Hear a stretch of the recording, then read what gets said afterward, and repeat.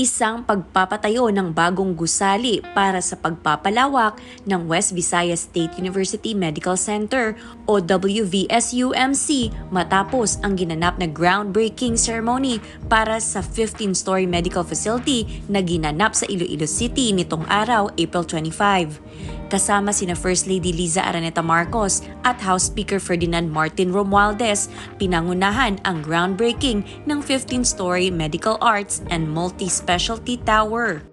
Ang state-of-the-art multi-year project ay isang legacy project ni Pangulong Bongbong Marcos Jr. na may total funding ng mahigit 2.5 billion pesos. Kilala bilang Pinklawan Country ang Iloilo City. Natalo si PBBM ng over 200,000 votes kay ex-VP Leni Robredo noong 2022 election. Ngunit dahil ang nais ng Pangulo ay pagkakaisa, wala ng politika, ngunit kapakanan ng mga Ilonggo ang mahalaga. Kasalukuyang nagtuturo si attorney at First Lady Liza Marcos sa College of Law ng West Visayas State University. Kasama rin sa kaganapan ay sina Iloilo City Mayor Jerry Treñas, Iloilo Governor Arthur Defensor, Representative Jam Baronda, Representative Jojo Ang, Representative Janet Garin at iba pang mga key government officials na nanguna sa event para maipakita ang kahalagahan ng pagtugon sa pangangailangan sa usaping healthcare needs sa publiko. Ang nasabing project ay nagkahalaga ng 3.2 billion na may initial funding ng 500 million mula sa 2023 General Appropriations Act or GAA. Ang proyektong ito ay naasahang magpapadami ng hospital bed capacity sa Metro Iloilo City dahil makakapagbigay ito ng 360 beds, 186 para sa wards, 123 para sa private rooms at 51 para sa ICUs. Ang 15th-floor facility ay mayroon ding administrative offices tulad ng Medical Center Chief Office, Healthcare Data Analytics, Auditorium, E-Library, and Conference Room para sa facilitating strategic decision-making at community engagement. Tunay nga na pinapatupad ng Pangulo ang kanyang mithiin at layunin na magparami at maghatid ng medical services and facilities sa buong bansa na para maiabot ito para sa lahat ng mamamayang Pilipino.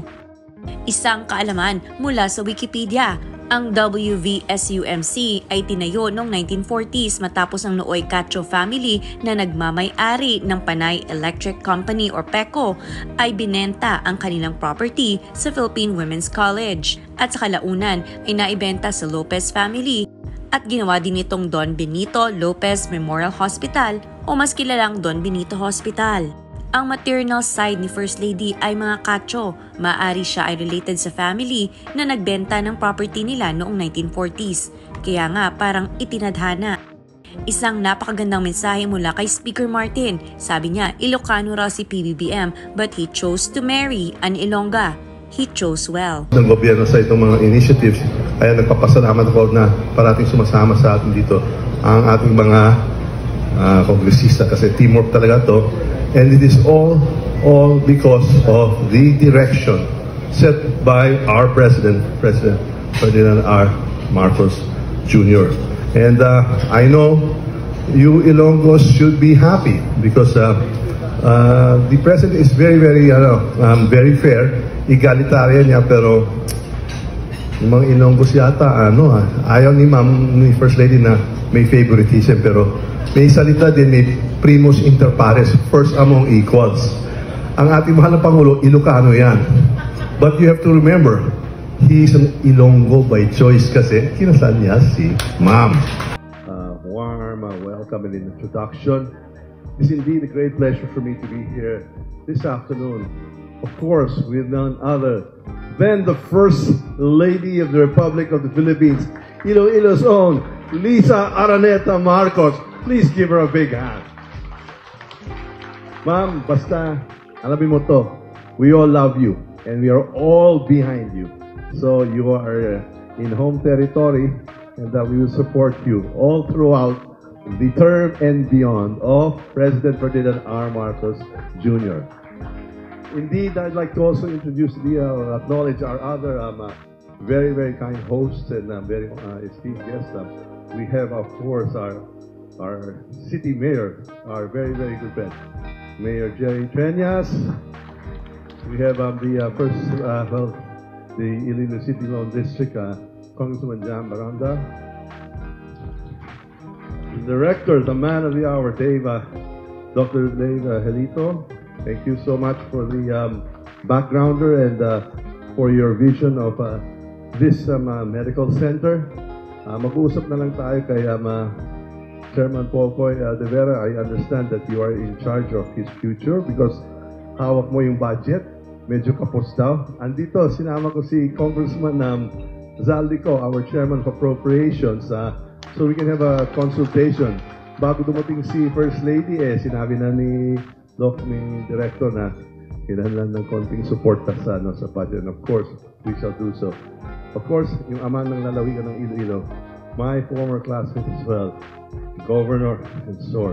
My good friend. We miss you, pero I think he misses being in Congress kasi sa Capitolio daw, busy daw siya. We've also brought some of our, I'd like to acknowledge some of our congressmen. I already acknowledged Congressman Zaldico. We have also Iloilo Party List Congressman James Jojo Ang. We have also my other former classmate, First Mayor Richard Green here. And we have the very, very active USEC, Bernardo representing Secretary Bonoan. Kailangan tapusin natin to within 2 to 3 years. Binabantayan tayo ni Mayor Jeffy. Pupulitin tayo. At hindi lang yan, banggitin ko na yung pinag-usapan natin, yung tulay din sa Guimaras. So we have all this in store. And earlier this afternoon, we were also happy to be in Tigbawan, the district of Congressman Giant Garin, and we had, of course, Congressman Buboy Tupas, Congressman Ferg Viron, the magna cum laude alumnus of the university, Congressman Mike Gorceta, another classmate of mine here, and part of the rules, Congressman Toto Defensor, and who else are here from the Congress. I'd like to thank all of you because lahat namang ginagawa natin dito, hindi masisipuan natin kung walang teamwork sa Kongreso. At lahat ng nangyayari ngayon ay dahil po, yung sinasabi ni Kong Janet Garin, yung focus ng ating mahal na Pangulo dito. At talagang ginagawa niya yung nakalakda sa ating saligang batas, ang edukasyon ay ang prioridad.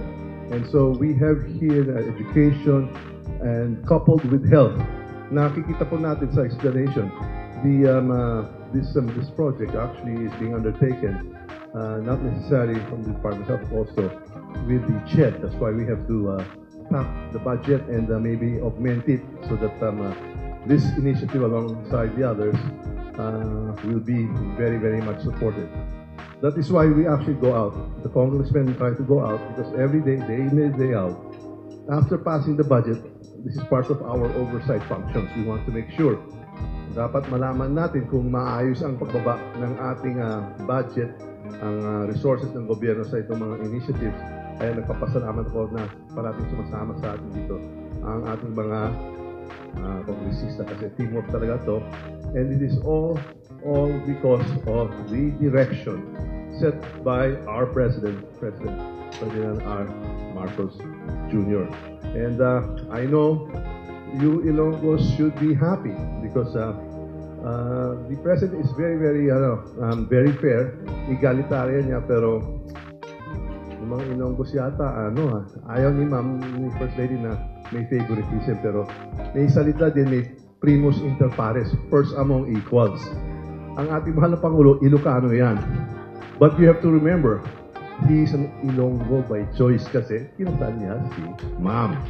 Kaya may special weapon kayo. So, pagsamantala mo na lang, parati pag nandito si Ma'am, kausapin mo siya. Kasi malakas talaga yan. Pasensyahan lang, pero yan ang mga secrets ng sigurado alam mo naman. But it definitely works because indeed, Iloilo being the historical center of the Philippines, you all know that, the historical importance and vitality it brings today, it must be supported. We recognize your history, we see your present, and we know that you have the future of the Philippines well in hand, and that's why we are all here for you. And we'd like to thank all of the stakeholders, all of you notable Ilonggos who have set the pace, you have set the tone, you have set the bar very high for other Filipinos, and we take pride in being here and to support your endeavors and your initiatives. So we are here today to support this groundbreaking as well as the other initiatives that you have in store.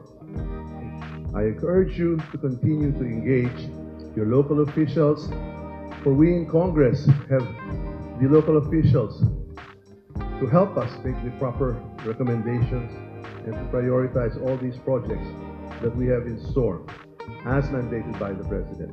So with that, I'd like to just tell you that we in the House of Representatives, day in and day out, araw-araw gabi, wala kaming ginagawa kung inisip kung paano kami makakalingkod, makakasinbisyo dito sa Iloilo.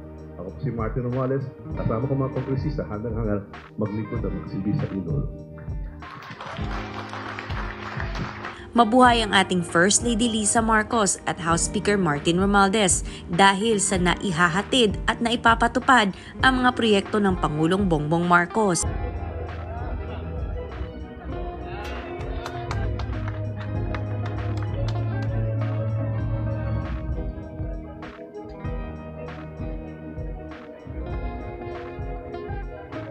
Maraming salamat sa panonood. Please like, share at mag-subscribe.